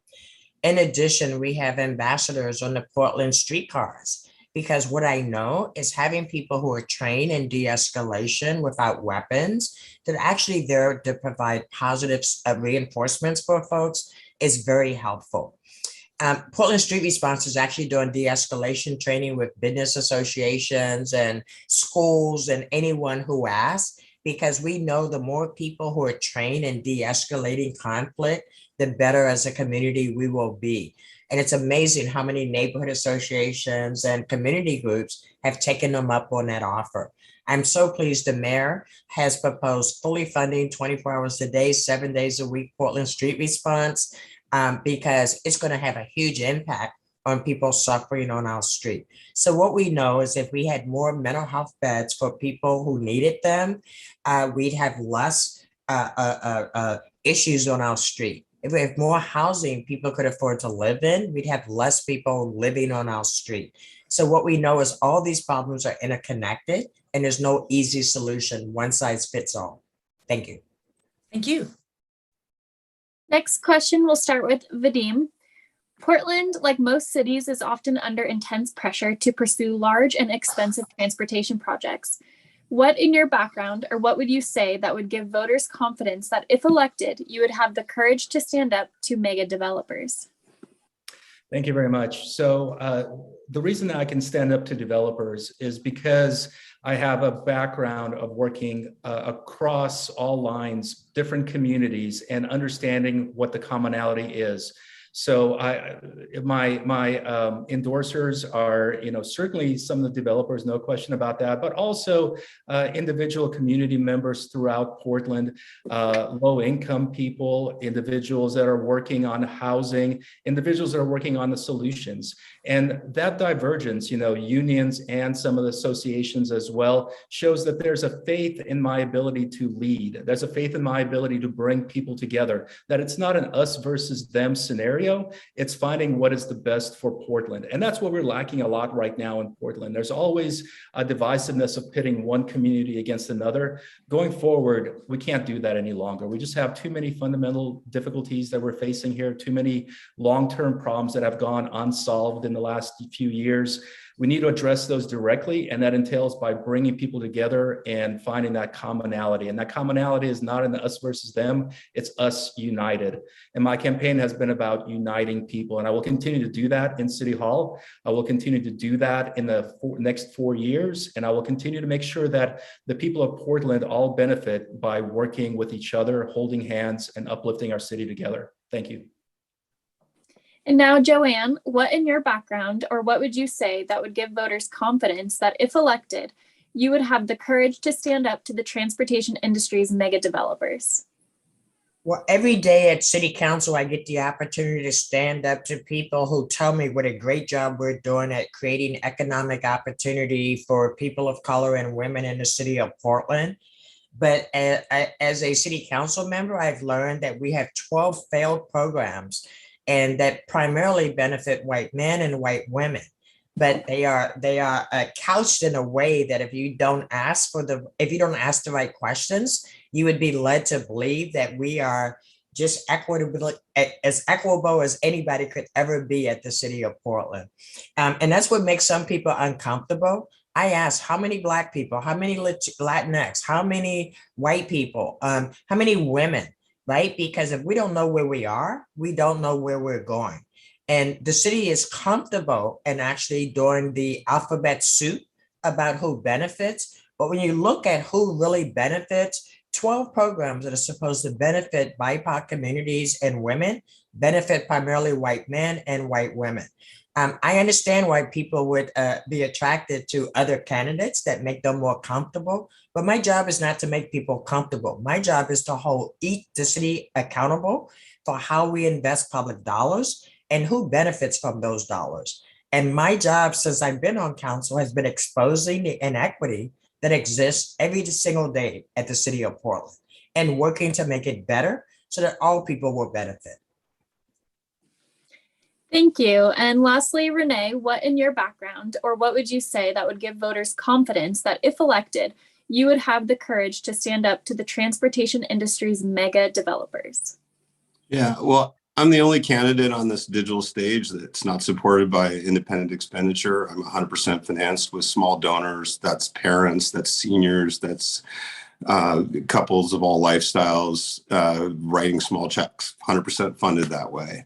And so that gives me tremendous independence to confront all of our complex issues, and including around transportation. At the end of the day, I answer to Portlanders. I answer to those parents, those seniors, and our citizens who've been so generous in supporting my campaign. Secondly, there's a substantive dimension here. I come from a heavy corporate law and real estate law background. I put together billion-dollar financing for large companies. I understand how projects are put together. That gives me a substantive leg up in appreciating how complex deals need to be put together. So I can smell the BS when it's being shoveled, and but also can work to get to a positive transaction conclusion for all stakeholders. So I think it's that combination of being unbeholden to any special interest just by the way I finance my campaign and substantive expertise. Thank you. Right, thank you. So we have a question from the audience, and it's of interest to me. You all might have missed the introduction. I'm a career public defender and also an undecided voter. And the question is, do you believe disbanding the gun violence reduction team is in part responsible for the increase in gun violence? And that's for Joanne first. No. In fact, gun violence was going up long before we disbanded the gun violence reduction team.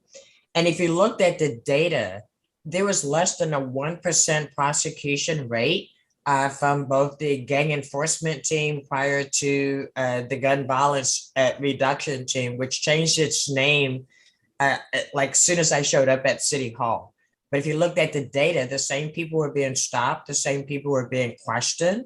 And when you looked at what cases were being prosecuted, there were very few that could be connected to any kind of organized activity, which is why the entire City Council on a vote of 4-1 with one abstention voted to eliminate the gun violence reduction team, the school resource officers, and the transit police. And it was because each of those units over a decade or more of activity actually had little prosecution, but had a disproportionate impact on Black and Brown Portlanders who experienced those units.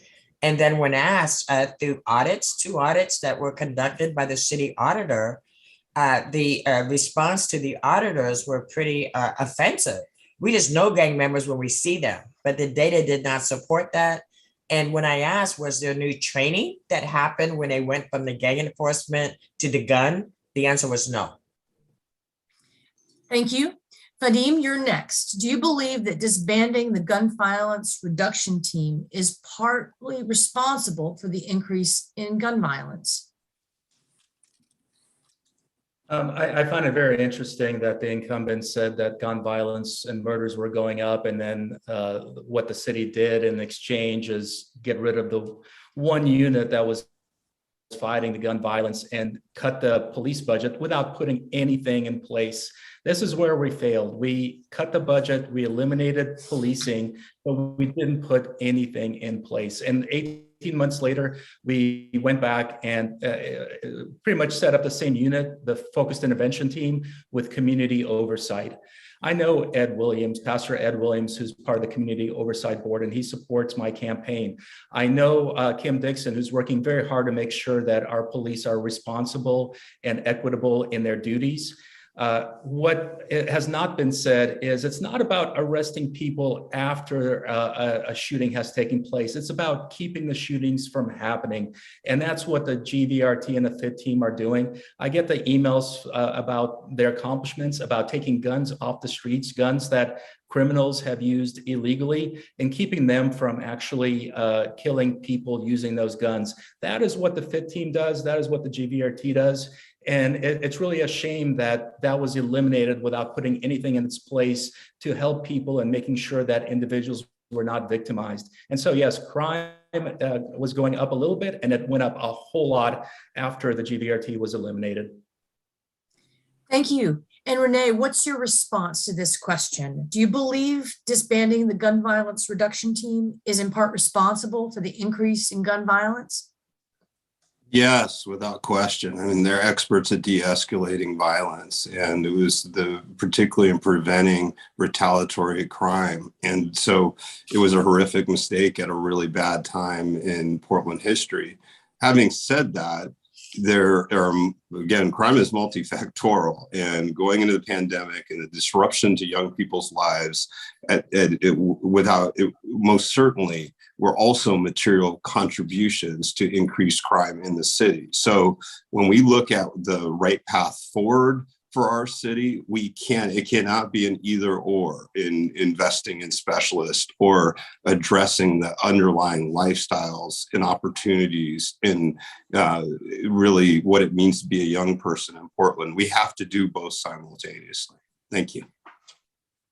Okay, thank you. So I've got some good news. We are running ahead of schedule. We're about 5 minutes ahead of schedule. And so we're able to take a few more questions from voters and people who have come to the forum. Is that all right with all 3 of you candidates? That we might run over like 1 or 2 minutes if we take some additional questions. So thank you. If so, okay, I have another question from the audience. This is a 2-part question, and we want to hear from you on both parts. First, there have been reports of outside money pouring into this race. Do you think such moneyed attempts to impact elections is healthy for our democracy? That was part 1. And part 2 is, if elected, what specific effort will you lead to protect and enhance democracy in our city? Vadim, you go first. Thank you very much. I want to say first and foremost that people in Portland are upset. We hear it all the time. When you run for office, you talk to a lot of people and people are upset. And they're upset regardless of whether of their income, regardless of which part of the city they live in, regardless of whether they own a business, work for a business. whether they're renters or owners, everyone is upset about what's happening in Portland. And so when you look at the people who are backing my campaign, it is people that are able to donate $5, $10. Some are able and have the wealth to donate a whole $250. And then other people are doing whatever that they want to outside of that. That is an indication of how upset people are with the status quo. And everyone is trying to show it in their own way. And I'm glad that they're showing it and backing my campaign as a pragmatic individual that's going to be able to address the problems that we're facing. And the problems are numerous. The last poll I saw, 80% of Portlanders thought that our city was going in the wrong direction. Think about that, 80%. And that entails people from across the board. And so when people try to divide it between, people that own businesses or people that work for businesses, I don't see it that way at all. We're in this together. We're having problems together. Now, how to increase democracy? We have to go to where people are, to where people gather, whether that be places of worship, neighborhood associations, wherever that might be. Thank you. Thank you. Okay, Renee, there have been reports of outside money coming into this race. Do you think those moneyed attempts to impact elections is healthy for our democracy? And part two, if elected, what specific effort will you lead to protect and enhance our democracy in the city of Portland? Yeah, again, I'm the only candidate without an independent expenditure in this campaign. I think it's absolutely corrosive to democracy. I've been offered a number of times outside help and turned it down. I have a number of wealthy individuals who are supporting my campaign who want to give more. And I've routinely told them, you can write $250. That's it. That's all you get. Plus your spouse can write a $250 check too. So it's walking the walk. I think this campaign has a risk of fundamentally destroying the small donor program. When you have one candidate able to supersede those caps, it's going to destroy the small donor program. And if the weakest candidate in the race is able to, overcome what others have done in the small donor program. So I think it's not just democracy, but this Portland experiment in the small donor program. It's a sink or swim kind of campaign for that program if we let big IEs dictate who comes out ahead in this race. In terms of protecting and enhancing democracy, we all got to walk the walk. So if we sign up to participate in a small donor program, we got to stick to the spirit as well as the technical rules. That means if we do get outside help, we give back the money that we got from the taxpayers. That's the honorable thing to do. That's what people should be doing when they get that big outside help. And more fundamentally, we need to build confidence and trust in our public institutions. That means the city has to start working. Okay, well, Joanne, we've got that question now for you. There have been reports of outside money being poured into the race. Do you think such moneyed attempts to impact elections is healthy for our democracy? And if elected, what will you do to protect and enhance democracy in Portland? So no, I don't think rich people pooling their resources to try to have an impact on the outcome of an election is a good thing, especially when all the candidates have agreed to a small donor program. As you know, I've been a strong fan of taking big money out of politics for quite some time, because the same interests that are used to giving $10,000, $20,000, $50,000 checks to their select candidate are now using it to try to sway public opinion. But I believe in the people of Portland. The people of Portland have consistently said that they don't want big money to influence politics. That's why we have campaign limits at the county, at the city, and we're going to get it at the state ultimately. The people of Portland do not want to see rich people actually try to throw an election. And I absolutely see that that is what's being done when people can just like pull $700,000 and decide that they have a candidate, especially a weak candidate at that. And so for me, I will continue to stand strong and take big money out of politics, because I think regular people voice should be heard. Ironically, none of these people who are putting big money in ever come to city council and testify for the 2 to 3 minutes that regular Portlanders do. And it takes a lot for regular people to participate. And I think that's the fear, is that all of a sudden we've opened our democracy to regular workers. Thank you. Thank you. Thank you all for your thoughts on that. Sadly, we've reached our last question of the evening. We've had many great questions come in from the audience, and it's clear that our community is following closely and cares deeply about the future of our city. The last question, we will start with Renee. The question is, to return to housing, our first housing question was about what other places are doing, what other cities around the country, what they're doing. Bringing this home to our region, can you explain what you see as the most important first step to take with a mind to partnerships with other organizations and other levels of government? Renee, you are muted. Sorry about that. So absolutely have to prioritize getting people safe, structured shelter as soon as possible. And that can carry a number of looks. That's safe parking spaces, safe sleeping spaces, or what traditionally folks think of as shelter. That has to be the number one policy priority in the city of Portland right now, is how to get up shelter and safe sheltering options as soon as possible. That's to address a number of issues, including breaking the cycle of inhumane sleeping arrangements in the city of Portland, which is what we have now, is to break up the criminality that is often preying or exploiting our unsanctioned camps. And it's also the way to conjugate services for mental illness and addiction, which are the underlying causes in so many cases of our unsheltered populations. So all energy, all focus has to be in getting shelter built as soon as possible. Now, in terms of how partnerships would work, we've got the Metro's ownership of Expo Center. I think that's a great opportunity to build parking areas for the RVs that litter the east side. And certainly we have to partner with the county, who's the primary provider of mental illness and has a big role in addiction services. Lastly, partnering with the nonprofit world, who are often the real experts on addiction services. They fought Measure 110. Unfortunately, they lost that fight. But to get out of this, we really need to partner with them. The state's got to get Measure 110 dollars out. Thank you. Thank you. Vadim, we have the same question for you. Our first housing question was about what other places are doing. Bringing this question home to our region, can you explain what you see as the most important first step to take on addressing our housing crisis with a mind to partnership with other organizations and other levels of government? Thank you. People keep talking about partnerships, but I don't see people actually forming those partnerships. And that's what my campaign has been about, forming those partnerships.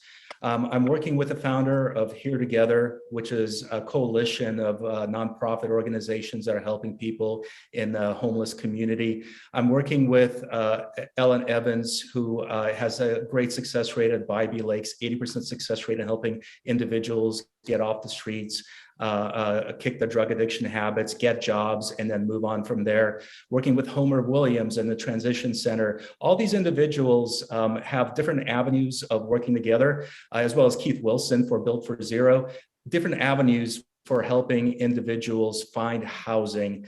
But they're coming to me because I can bring those individuals together and have a plan for our city. Our city has not had a plan. Our city has not formed partnerships.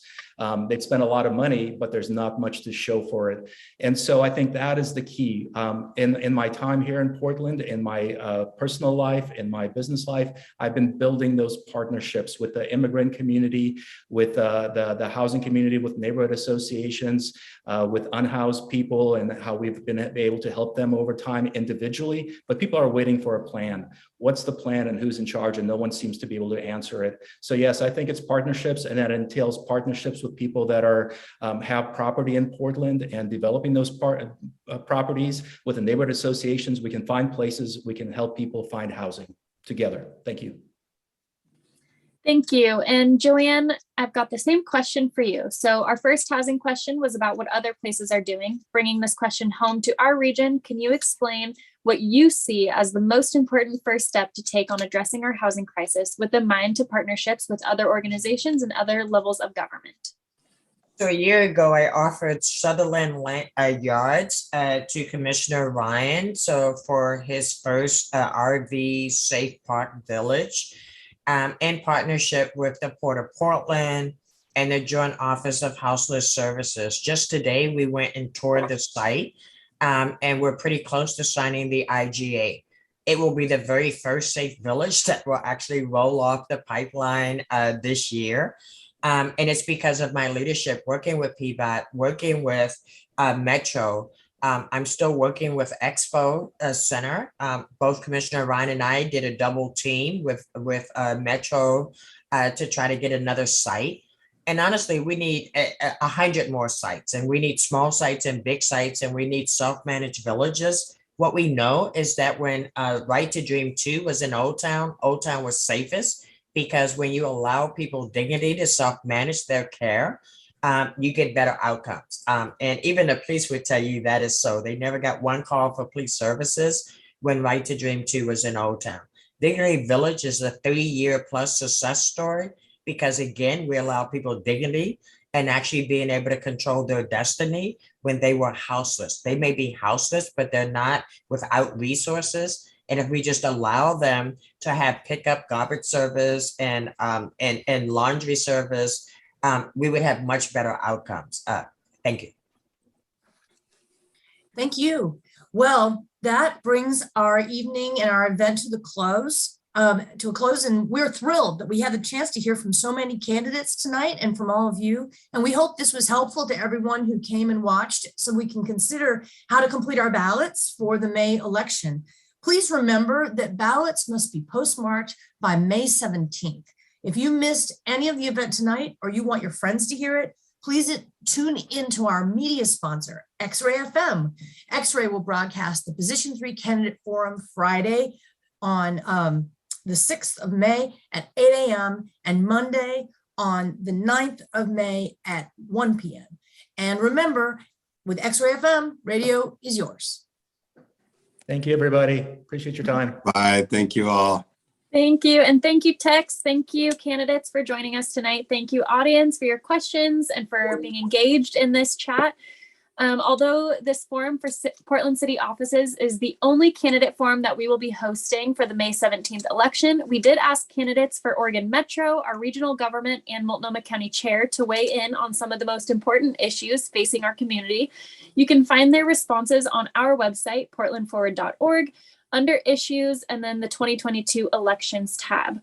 While you're on our website, Portland Forward convenes these kinds of conversations often, but we also advocate for progressive solutions.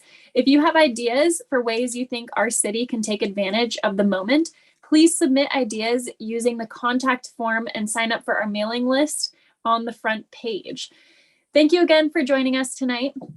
And as Tex mentioned, please share this recording of the forum with your friends, family, networks for those who weren't able to join us tonight, and if they still have questions on their ballot. We look forward to engaging with you all in the future, and we hope you have a wonderful night. Good night. Thank you.